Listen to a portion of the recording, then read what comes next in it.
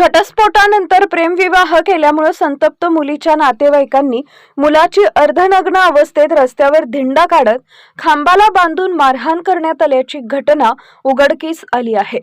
तसेच त्याच्या नवविवाहित पत्नीचं अपहरण केल्याची संतापजनक घटना भुसावळ शहरात घडली आहे। या प्रकरणी बाजारपेठ पोलीस ठाण्यात गुन्हा दाखल करण्यात आला असून 5 संशयित आरोपींना अटक करण्यात आली आहे।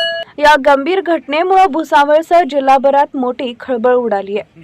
तालुक्यातील खडका इथं राहणाऱ्या 25 वर्षीय चेतन दिलीप जंगले यानं शिरपूर कन्हाळा गावातील एका मुलीसोबत 18 मार्च 2026 रोजी नाशिक येथील पंचवटी इथं प्रेमविवाह केला होता।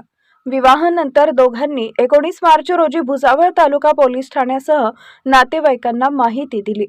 त्या पश्चात दोघे चेतनच्या मामाच्या घरी मुक्कामी असताना 20 मार्च रोजी दुपारच्या सुमारास मुलीच्या नातेवाईकांसह इतर 10 ते 12 जणांनी घरात प्रवेश करत मुलीला पकडून मारहाण करत तिच्या इच्छेविरुद्ध जबरदस्तीने उचलून नेले।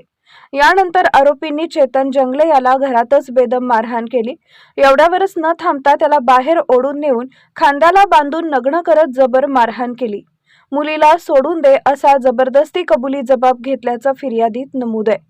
त्यानंतर आरोपींनी त्याला मोटरसायकलवरून खडका इथं आणत घरापर्यंत मारहाण केली।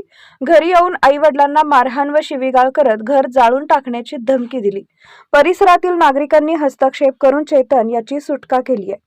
या प्रकरणी बाजारपेठ पोलीस ठाण्यात गुन्हा दाखल करण्यात आला असून पोलीस निरीक्षक राहुल वाघ यांच्या मार्गदर्शनाखाली सहाय्यक पोलीस निरीक्षक नितीन देशमुख पुढील तपास करीत आहेत।